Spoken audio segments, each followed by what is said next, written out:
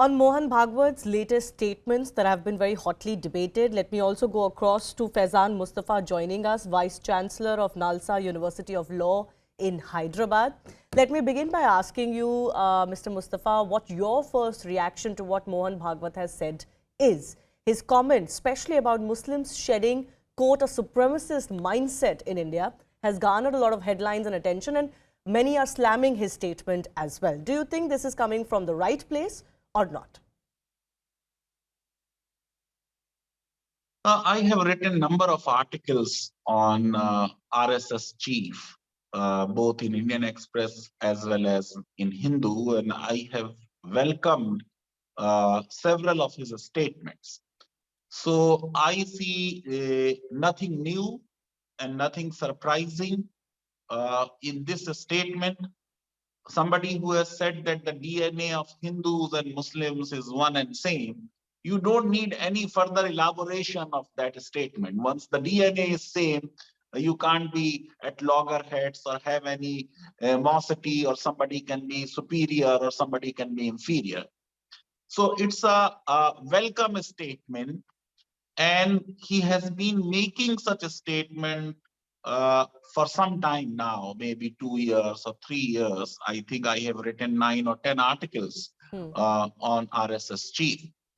And he has also been saying that British are responsible for this communalism. He has mentioned the Battle of Haldi Ghati between Rana Pratap and Akbar. And as you know, Akbar was not in the battlefield. The forces of Mughal Emperor were led by a Rajput, Raja Man Singh. And he said that many Muslims were fighting on the side of Rana Pratap. So basically, you never had a Muslim rule. It was not a representative rule that Muslims have elected their leaders. In fact, the only leader elected by Indians, only king elected by Indians, as V.T. Savarkar put it in his celebrated book, First War of Independence, was Bahadur Shah Zafar. In the mutiny, when they liberated Delhi, so to say, and everybody, all the leaders, Rani Jhansi Bai, Rani Lakshmi Bai, or Tatya Tope, or Nana Sahab, everybody was proclaiming Bahadur Shah Zafar to be the emperor of India. So there was basically a Rajput Muslim rule. Because if you look at the representation of Rajputs in the Mughal nobility or Mughal bureaucracy, it was very, very high. In fact, it was highest during Aurangzeb. So what really happens, even as this happens today, but it used to happen in a much more way in the medieval period, that an elite was ruling. So it was a Muslim elite, which was joined by the Hindu elite, which were ruling. So Indian masses, whether Muslim or whether Hindu, they were not represented in the ruling class. Now, having said that, I would also like to say that this shedding of superiority complex, now this may be a little controversial. What about Brahmins having that superiority complex, which is also there in the scriptures? Within the Hindu society, somebody saying that I have emanated from the head of Brahma. So that hierarchy is there, equality is not there. Germans during Nazi rule, were saying that Germans are a superior race. Amongst the Muslims, you have various castes, Sayyids claiming themselves to be of superior race. So this superiority sense is there in many races, in many religions, in many castes. Many religions believe that they have the ultimate truth. If you want equality in your society, that equality does not come from any religion or does not come from any culture. It will come from the constitution, which is a progressive document. And it is a constitution which is a kind of a compact, an agreement between the people and the state. It's a sacred covenant. And constitution would say that everybody in the eyes of law will be equal. There will be equality before law and equal protection of laws.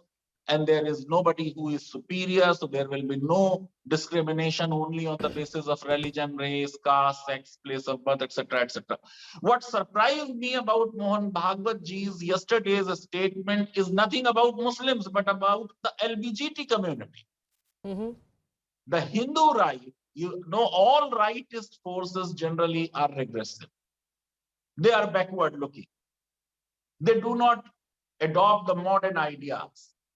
Coming from the RSS chief, that LGBT community has been part of Indian culture and there is a reference to them even in the Mahabharata, and they are entitled to live with dignity, I think, is a much bigger statement than what he has said about Muslims. Okay. And I think that is something which must be welcomed by everybody, that now at least the country is ready to grant rights to the sexual minorities. If you look at the Supreme Court's judgment on 377, which decriminalized homosexuality, the Supreme Court has also talked about on the similar language in Right. which RSS chief spoke yesterday.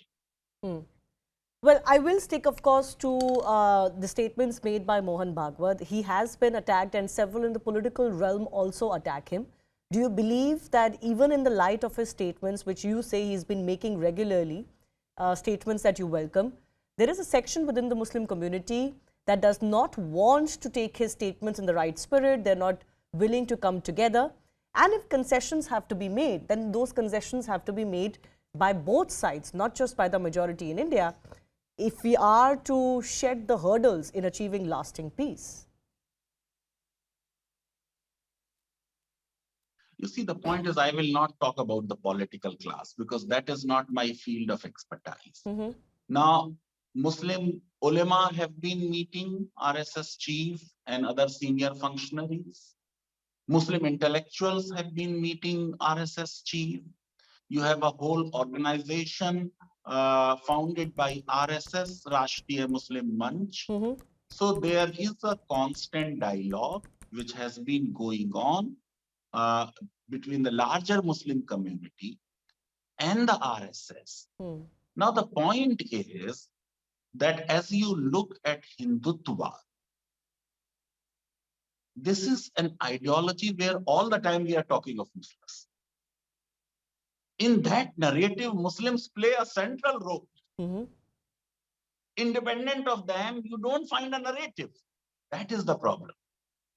And then there have been contradictions. You have one positive statement, and then you will have some negative statements. Then there will be people who will be making highly provocative statements, and they will not be arrested. They will not be prosecuted for making such hate speeches. RSS chief stands apart from this lot because he has spoken against Dharma Sansads. Therefore, he is more acceptable to many sections of Muslim intellectuals today than few years back. Mm-hmm. But to say that those who are opposing, they are the obstacle, this is not so. You have similar kind of people in the majority community who also all the time want to look at Muslims as other.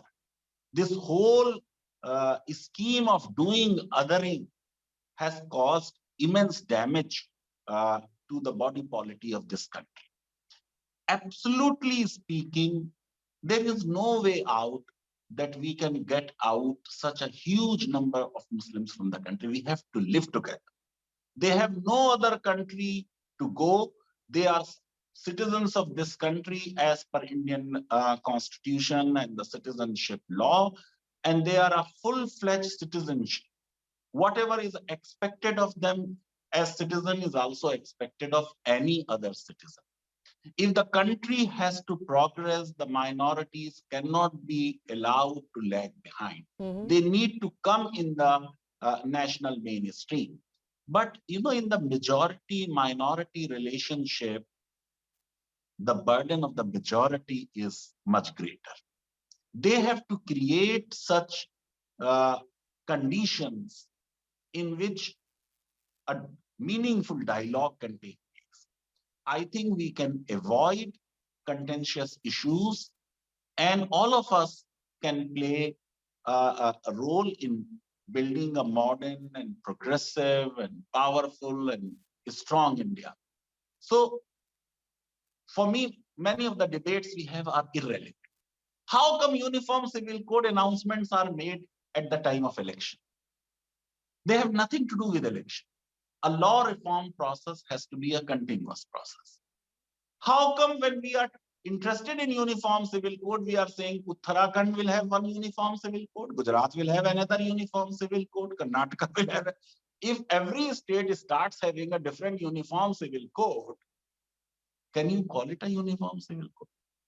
So we have been playing, with this whole question of minority majority relationship in mind so that we win elections. And that is not good for the country. Winning election is one very, very small part of the larger project of nation making. Fair enough. I have to leave it at that. Faizan Mustafa, thanks a lot for speaking to us. Let's see how Mohan Bhagwat's comments are continued to receive and what impact they have.